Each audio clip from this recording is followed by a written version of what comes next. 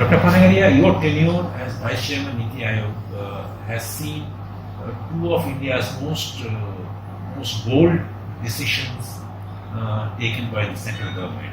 One was the demonetization, the second is the GST rollout.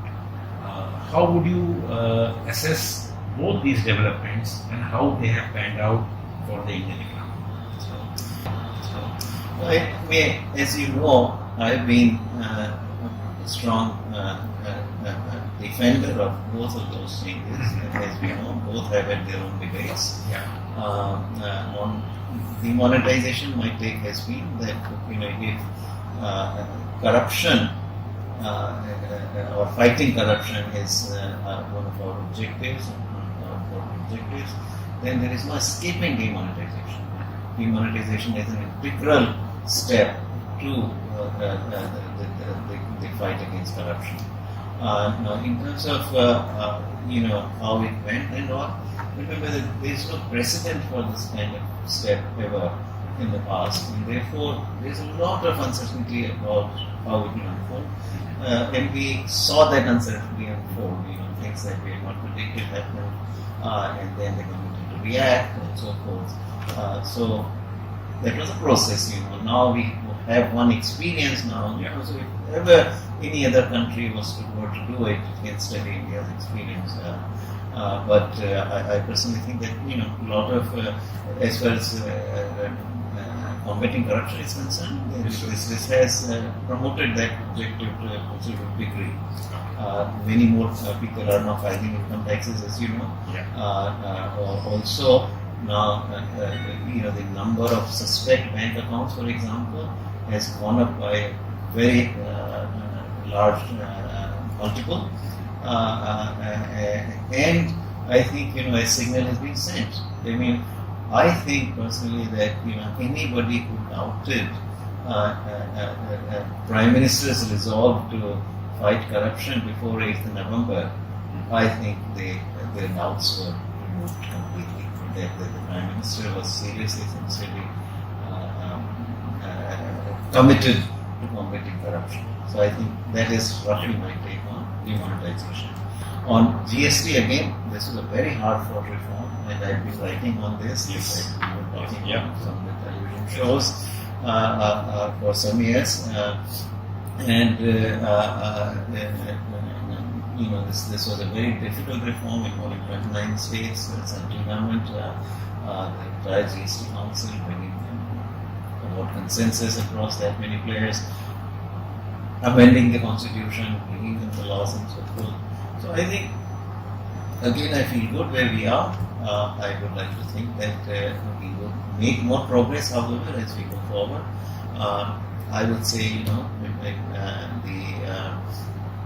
2 to 3 years, we should come back to assess and see if we cannot unify these several of these tax rates into about 2 or so. Because right now, as a result of that many multiple rates and all, a lot of tax inversion has happened. Inputs are being taxed at, in some cases, many cases, inputs are being taxed at higher rates, final product at lower rate.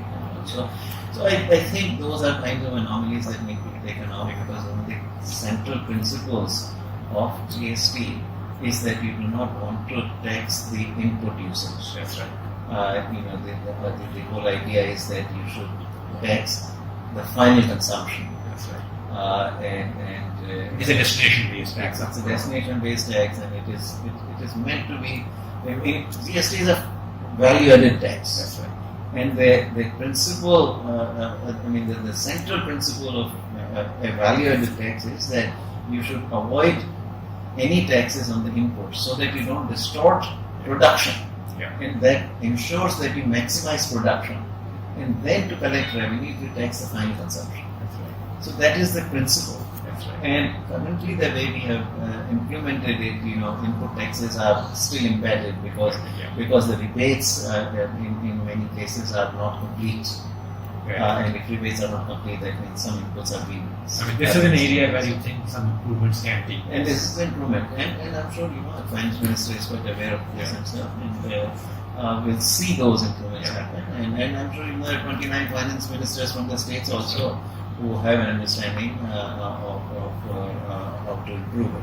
So I think we'll try some. Critics, have raised two issues. One is they point out that the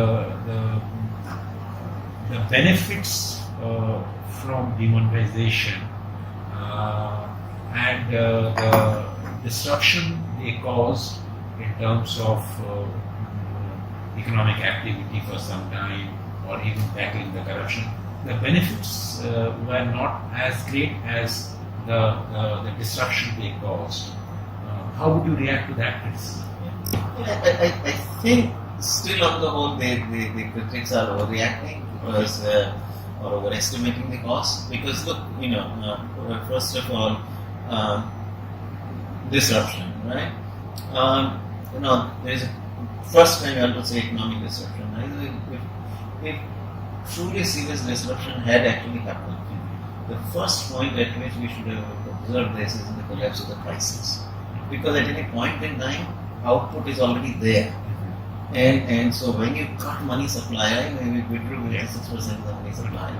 Right? So if already 6% of the cash. So if really serious disruption happens, given that the output is already there, the impact has to be on the prices. Price collapse should have happened. We saw no collapse in the prices. In fact, the prices continue to rise, at roughly the rate at which they've been rising before. Right? So that's my first kind of piece of evidence. Then we have seen the GDP numbers. Of course, we don't see a huge, compared to what was being predicted, we still grew 7.1% compared with 8% the previous year. So it seems to me that, and that 8 to 7.1 can happen even for other factors. Even absent demonetization could have happened. We don't know. So I don't see any, huge impact on the GDP. Maybe the impact was felt more on the informal sector, which was not captured. No, again, here the critics kind of, raise the bogey of it. I just said, using a strong word, bogey of it, because what is their evidence? Right? Because, in the end, the way I argue is that, look, contrary to everybody's expectations, actually, and to the surprise of many, black money got converted into white in no time. Chartered accountants or whoever was helping, in the end, the laundering of money happened in a way that black was seemingly turned into white. Right? Now, if that can be done by the rich or by the owners of the black, even those who are holding black money are able to do this, in spite of the possibility that there should be some fear in doing this. Right? It seems to me that then people who are doing legitimate transactions can also find their own ways to transact. Right? And as we all know, in fact, if we went around the Delhi markets, the currency was being accepted, maybe at some discount or something, it's being accepted. And also, the 2,000 rupee note had come into circulation fairly rapidly. And so even once I got the 2,000 rupee note, you give the grocer 2,000 rupees and say, okay, keep an account. So that, so you establish this kind of informal credit market that you pay in advance, and once 2,000 rupees are used up, I'll give you another 2,000 rupees. And as far as the smaller players are concerned, particularly the rural areas, there's a lot of complaints with all, this really they hurt the poor the most and the disruption was the most. I have lived in, at least visited in my childhood, many villages and all, and I continue to go to my father's village. And how many people in the village actually are using 500 rupee notes on a daily basis? Hardly any. On a daily basis, you are using much smaller denomination notes. And I know this, that the RBI actually had focused on distributing or bringing the low denomination notes to the rural areas in a big way. So it's special effort had been made. Now that you have decided to go back to the academia, what do you look at as your 3 key achievements as Vice Chairman of the NITI Aayog? Okay, so my first thing I would say is the fact that overall, we've been able to establish the NITI Aayog as a genuine policy making and think tank body. When I came here, there was a lot of apprehension in my own mind, both because this was going to be a new institution, whether or not I would be able to set it up in a satisfactory way, and also because this kind of these kinds of functions were quite new to me. I was an academic, and this involved a lot of administrative work, a lot of diplomacy, a lot of